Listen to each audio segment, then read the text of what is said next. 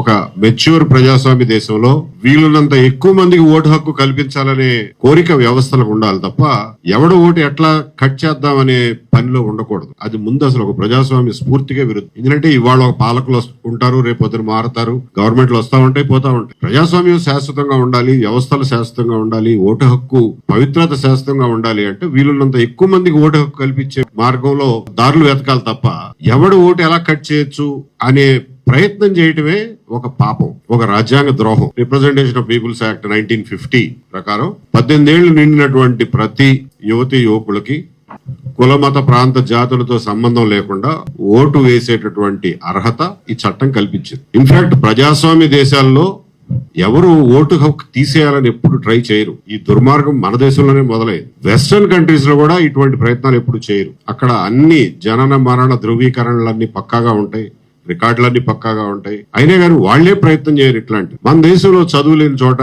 కాగితాలు లేని చోట వరద వస్తే మొత్తం ఇంటితో పాటుగా ఫ్యామిలీ హిస్టరీ అంత కొట్టుకుపోయి అంత దుర్భర పేదరికంలో ఉండే మనలాంటి చోట మన లీనియేజ్ ని, మన తాత ముత్తాతల దగ్గర నుంచి మనం ధృవీకరించుకోమని అడగటం ఒక దుర్మార్గమైన విషయం. ఇది మామూలు పాపం కాదు, ఇది కావాలని చేస్తున్నట్లే ఉంది. కాబట్టి ముందు అసలు ఆ మైండ్ సెట్ ని మార్చుకోవాల్సిన అవసరం ఉంది పాలకులు, అట్లాగే దాన్ని ఇంప్లిమెంట్ చేస్తున్న అధికారులు. ముందు ఆ దుర్మార్గాన్ని అర్థం చేసుకోండి. మనకి 1935 గవర్నమెంట్ ఆఫ్ ఇండియా చట్టం రూపంలో రాజ్యాంగంలో 75% మొత్తం అప్పజెప్పిపోయినటువంటి బ్రిటిషర్లు ఇవాళ ఇంగ్లాండ్ లో బ్రిటిష్ సిటిజన్షిప్ లేకపోయినా గానీ బ్రిటన్ లో నివాసం ఉంటూ ఏదో ఒక రకంగా ఒక ఉద్యోగం చేస్తూ నివాసం ఉండే వాళ్ళకి ఈవెన్ విదేశీయులు కూడా వాళ్ళు ఓటు హక్కు కల్పిస్తారు. వాళ్ళు పార్లమెంట్ ఎన్నికల్లో ఓటు వేయిస్తారు. వింటే ఆశ్చర్యపోతారు. ఎందుకు వేయిస్తున్నారా అంటే కామన్వెల్త్ కంట్రీస్ నుంచి ఎవరు వచ్చి బ్రిటన్ లో ఉన్నా ఇవాళకి కూడా వాళ్ళకి బ్రిటిష్ పౌరసత్వం లేకపోయినా గానీ వాళ్ళకి ఓటు హక్కు అంటే అంత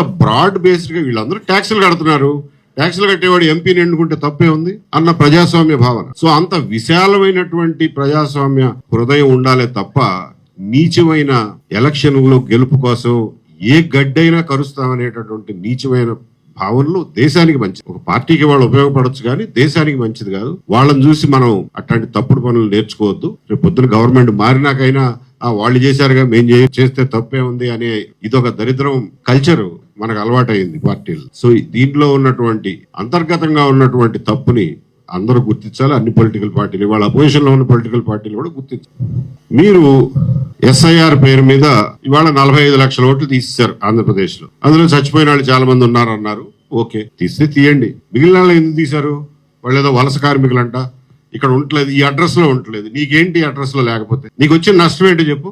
ఓటేస్తాడు, వస్తే ఓటేస్తే నీకేంట్రా? వాడు భారతీయుడే కదా, ఎక్కడో చోట పౌరుడే కదా. వాడు బెంగళూరులో పని చేసుకుంటున్నాడు, నిజమే. బెంగళూరులో ఓటేయడు, ఇక్కడికి వచ్చి ఓటేస్తాడు. నీకు వచ్చిన నష్టం ఏంటి? లేదు, వాడి పేరు కనుక ఇక్కడ ఎలక్టరల్ రోల్స్ లో ఉంటే ఎవడో వచ్చి వాడు ఓటేస్తాడేమో అని భయమా? మరి నీ దగ్గర ఒక రిటర్నింగ్ ఆఫీసర్, ఒక అసిస్టెంట్ రిటర్నింగ్ ఆఫీసరు, ఒక ఓటర్ లిస్టు, ముందు రోజు ఇళ్లకెళ్లి చిట్టీలు పంచిపెట్టడం, ప్రతి పార్టీకి సంబంధించిన ఏజెంటు అందరూ కూర్చున్నారుగా. అంటే ఈ మొత్తం ఫెయిల్ అయిపోయినట్టేనా? ఇవేవి పనిచేయవా? ఇవేవి పనిచేయని కాడికి ఇన్ని సిస్టంలు ఎటాగూ పనిచేయట్లేదు. వాడు ఓటు ఉంటే మటుకు నష్టం ఏంటి? ఇది ప్రశ్న. నువ్వు ఇన్ని రకాల చట్టాలు బిగించుకుని కూర్చున్నావు. పోలీసులు ఉంటారు, అక్కడ రిటర్నింగ్ ఆఫీసర్లు ఉంటారు. ఆ రోజున ఐడెంటిటీ చూపించమంటాడు. లేదు 2 చోట్ల ఉంటే 2 చోట్ల ఓటేస్తాడు. ఓకే, 2 చోట్ల ఎట్టేస్తాడు? నువ్వు ఆ ముద్ర ఏదో వేస్తావు కదా, ఆ ముద్ర చెరిగిపోకూడదు కదా. అంటే నీ వ్యవస్థలన్నీ కుప్పగోలిపోయినాయి కాబట్టి ఓటర్ లిస్ట్ ని కట్ చేయడం ద్వారా నేను వ్యవస్థను బాగు చేద్దామని అనుకుంటున్నారా? ఎంత తెలివి తక్కువ పనో చూడండి. కాబట్టి ఇది ఒక దరిద్రపు ప్రక్రియ, దుర్మార్గ ప్రక్రియ. కానీ ఇవాళ బాధ్యత కలిగినటువంటి రాజకీయ పార్టీలు, రాజకీయాల్లో పనిచేసేవాళ్ళు, నాలాంటి వాళ్ళు, మన అందరం ఆలోచించాల్సింది ఏంటంటే దీనికి విరుగుడు ఏంటి? సరే, వాడు చేసేది వాడు చేస్తున్నాడు, విరుగుడు ఏంటి? ఇప్పుడు 45 లక్షల మంది ఉన్నారు, 15 లక్షల మంది చనిపోయిన వాళ్ళు అంటున్నారు, 30 లక్షల మంది ఉన్నారు. వాళ్ళు ఎక్కడున్నారో ఎక్కడ వాళ్ళో మనకు తెలియదు. నేను ప్రపోజ్ చేసేది ఏంటంటే తీర్మానం చేయడంతో పాటుగా ఒక ప్రజాందోళనను చేపట్టడం, ప్రజల్లో అవేర్నెస్ తీసుకురావడంతో పాటుగా అన్ని పార్టీలు, అపోజిషన్ పార్టీలు అట్లీస్ట్ అన్ని పార్టీలు అనుకుని కొంత వాళ్ళ రిసోర్సెస్ ను పూల్ చేసి ఒక హెల్ప్ లైన్, హెల్ప్ సెంటర్ ని ఒకటి ఎస్టాబ్లిష్ చేస్తే రాష్ట్రం మొత్తానికి కలిపి ముందు కనీసం ఒక 10 మంది కుర్రాళ్లతోటి ఫోన్ నెంబర్లు ఇచ్చి ఈ ఫోన్ నెంబర్ కి ఫోన్ చేయండి, మీ ఓటు కనుక లేకపోతే ఉందో లేదో తెలుసుకోవడానికైనా ఫోన్ చేయండి, ఆ కంప్యూటర్ లో చూసి మీకు చెప్తాము, మీ పలానా బూత్ లో ఉందండి అని చెప్పి చెప్తాము అని చెప్పి ఒక హెల్ప్ లైన్, హెల్ప్ సెంటర్ ఏర్పాటు చేస్తే ప్రాక్టికల్ గా నిజంగా వీళ్ళు చేసిన దుర్మార్గాన్ని అరికట్టడానికి అవకాశం ఉంటుందేమో అని భావిస్తున్నాను. దానికి కొన్ని వనరులు అవసరం అవుతాయి, డబ్బు అవసరం అవుతుంది, మనుషులు అవసరం అవుతారు. మనుషులు పార్టీ కార్యకర్తలు వాలంటీర్లు దొరకకపోతే కుర్రాళ్ళని హైర్ చేసుకోవాలి.